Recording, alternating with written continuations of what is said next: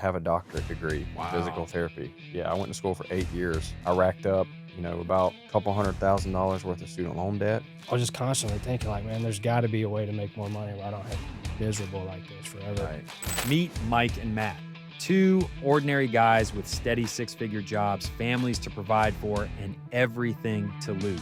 But instead of playing it safe, they took the leap and bought a business. So he and I both tried to go through Live Oak Bank, which y'all know is probably the top SBA lending bank in the whole U.S.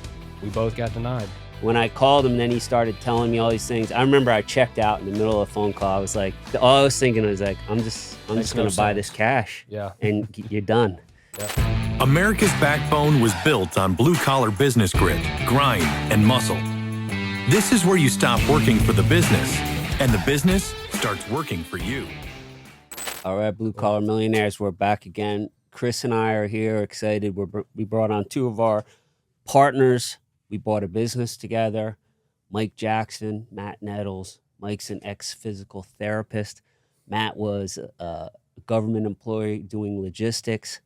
Kind of, how did you guys go from there, the mindset, and then decide, hey, I want to buy a business and make that jump? You guys were both making good salaries, have families, a lot of risk. You had a baby coming on the way. Mm-hmm. Yeah.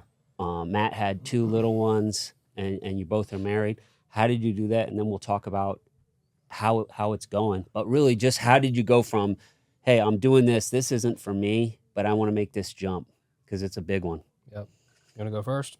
Yeah, I'll start. I guess it's a little different for me because I was already starting my entrepreneur journey as a physical therapist. So I graduated PT school in 2017, and I worked for companies for about 3 years before I actually started my own entrepreneur journey as a PT. And I did that for maybe about a year or so, maybe a little longer, before Matt and I connected about buying a business, because me and Matt's known each other a long time. So it's a little different for me because I was already in that entrepreneur journey for about a year, maybe a year and a half. And I had just gotten to the point in my entrepreneur journey where I had replaced my salary. So Nice. I was just making six figures, bringing in. I really had hardly any overhead, but the entrepreneur wheels were kicking in, and I was surrounded by people like you guys, people like, I think Kyle Mallion was one that we were seeing a lot of his stuff on about buying businesses. And I started thinking man, there's a lot more out there. I can be generating a whole lot more revenue than I'm doing now. And, that's when him and I started talking about buying a business, and made a whole lot of sense to me at the time. And we searched for one for a long time and finally found one. But it's been good. Been a lot of challenges for sure. I guess it's a little different for me because I didn't go straight from W-2 to that. Before I get to Matt, I got a question for you, and Matt, you can answer this too. What about the fact that you spent all this time in schooling? Then you come out, you get a solid job, then you jump into being an entrepreneurial in the field, and then you hit the salary again. So you're really in deep at this point.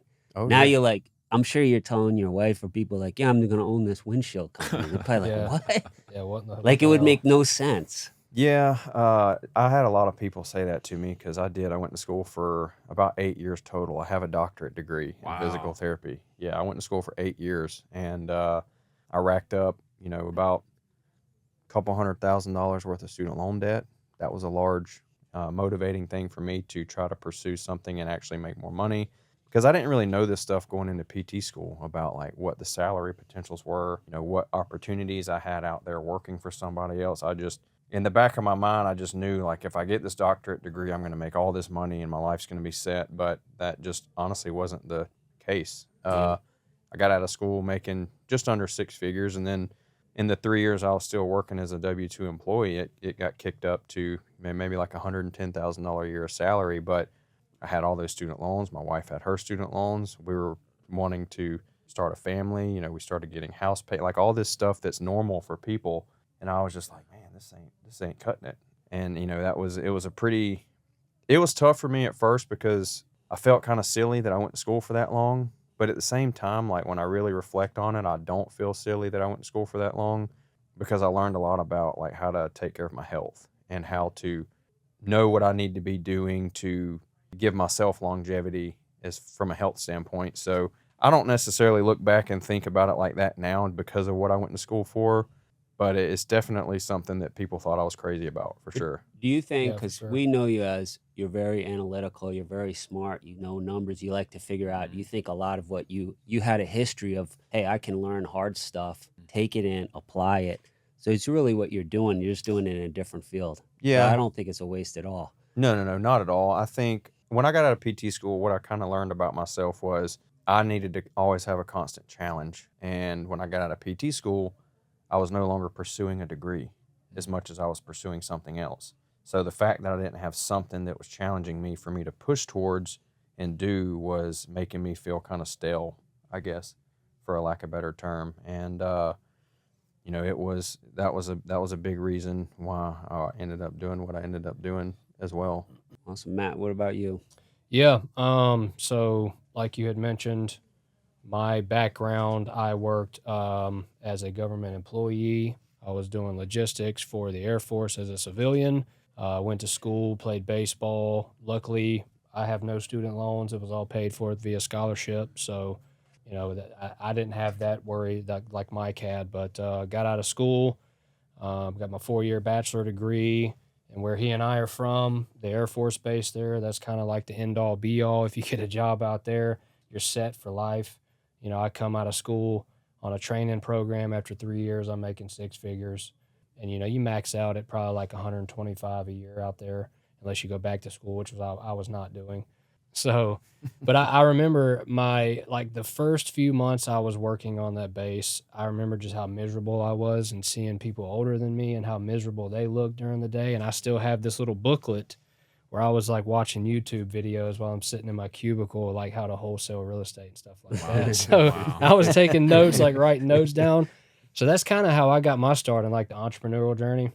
I was just constantly thinking like, man, there's got to be a way to make more money where I don't have to be miserable like this forever. Right. Because I just could not see myself sitting there for 30 years to get, you know, hopefully $1 million in a retirement account, you know, by the age of 70. So I was constantly trying to figure out like, what else can I do? And I got started wholesaling some real estate, got involved in some multifamily stuff, which y'all know about. And that's how you and I knew each other originally, was through like just acquaintances in the real estate space. And I knew of you as well. And then y'all started talking about the whole, you know, buying businesses thing. And I never even really knew that about you guys, that was kind of like your background. I always just knew, I see you in the real estate Facebook groups, and I just assumed that's kind of like what y'all did for a living. So yeah, you guys started the War Room, and I was like, and I think you and I had talked one time, and you were like, you know, the same principles and processes that you were taking and trying to buy real estate using like investor capital, banks, you know, combining the two. You could also do the same with a Finding business. deals off finding market. deals off market, Yep. which I was doing because, you know, I don't have a ton of money. I'm trying to utilize what resources I have. You know, this was like probably early COVID, 2020-ish. I'm sitting at home doing my government work in between meetings. I'm cold calling like apartment owners to see like, hey, y'all want to sell your apartments Yeah. or single family houses for the same reason. So you're hungry. yeah, You go seek information wherever Yep. you can find it. Yep. And then you start having conversations. Now I want to get to the juice. I want to talk about, you find this business, you underwrite it, you're consulting inside of the War Room with us and asking questions and getting feedback. You get to the closing table, invite private money from me and Kevin to close, and then you're walking into the business as owner. Yep. And this was a lady's business that was ready to be done. She wasn't pushing it. Y'all had created a relationship with this woman, the business owner, at this point. So she was showing you. How long of a period was that when y'all were kind of just hanging out, understanding the business, what we would call due diligence? Yeah, it was probably a couple of months where we went up to we physically went up there and like met her and the team Yeah. and see the operations and what the day-to-day is like, until we actually like finally got to, all right, this is what we can agree upon. Yeah. You're okay with this, Mrs. Seller. It works for us as well. And there's Right. obviously a lot of back and forth behind the scenes between the Mhm, four of us. mhm. And yeah, there was a lot that goes into the acquisition as well. I mean, Right. months of, searching for a deal, and this one came from a Facebook group, which y'all already Which knew is that. insane. Yeah. I love that Just story. basically putting out the word that like, hey, this is what we're trying to find something like this. If anyone in the area knows, let us know. So that's how this deal came about. And I don't know if you want us to touch on like the hurdles of actually financing the business. So he and I both tried to go through Live Oak Bank, which y'all know is probably the top SBA lending bank in the whole U.S. We both got denied because we just lacked the. And y'all make good money. Yeah, we were both making six figures, and we could show it. And the deal was sweet. The deal was good. We had good and- debt to income too. Yeah. Like we checked all the boxes because, we were learning all this stuff. Obviously, sorry, I wasn't trying to cut you you're off, good. but we thought it was so easy to get an SBA loan because it seemed like everybody was doing it, and we were like, well, surely we're going to check the boxes because we have phenomenal credit. We make good money. We have good debt to income. I mean, the only thing that we really lacked, they kept bringing up to us, was the whole business experience in general. Yep. And they were bringing it up to us about the industry-specific knowledge as well. And I think we ended up going to a couple of local banks, too, trying to do an SBA loan through them as well. And they ended up basically telling us that the deal didn't make sense. And we were mind blown that they were thinking that way because of everything that was, involved with the deal, with the business itself, plus the real estate as well. I mean, we were essentially getting a cash flowing business for the price of the real estate.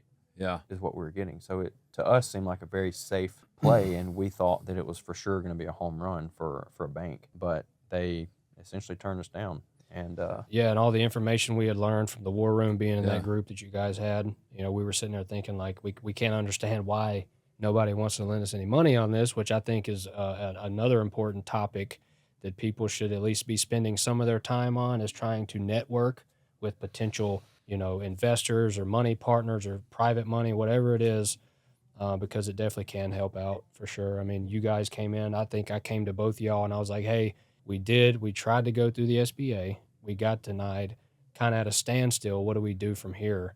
And that's where y'all were like, well, I know what happened. Let's talk about that because that's important. So Matt was in our war room. We had this group out buying businesses. He was very active in the group, always on the calls. Then he and I start doing some calls and messaging. And I remember thinking I would do business with this guy. Like, he's hungry. He's smart. He's got his he put the work in. Yeah, he was putting the work in. He had numbers. So when he was telling us about the business in the group, we all liked it. We were like, this is good. I was shocked that they didn't want to lend on that. So he calls me one day and he says, hey, they don't want to lend on this. They want maybe somebody with a high net worth to come in and do it. So you gave me that guy's phone. That's right. They wanted you to give you every single. So I said, give them every piece of financial docs that you had. Let me call him. I was thinking I'll do this. When I called him, then he started telling me all these things. I remember I checked out in the middle of the phone call. I was like, all I was thinking was like, I'm just going to buy this cash. Yeah. And you're done. Yep. So I told the guy, I'm not going to do all that. And then he was like, so what are you going to do? I said, I'll just give him the cash then. Yep. Basically, you're done. Then I tell you I'll do it. And then I messaged Chris. I said, you want to come in on this with me? He was absolutely. Like, yeah, let's do it. That's how. But you can't go to people that you don't talk to and know. But we had a relationship. We had watched Matt. And then you were talking to Mike, of course. You said, you'll like him, come down. So as soon as I went down there, I met Mike. Then I was even feeling stronger. I'm like, there's two of them. I told Chris, you're going to like this guy. Like, he's on it too. They're going to kill this. Yep.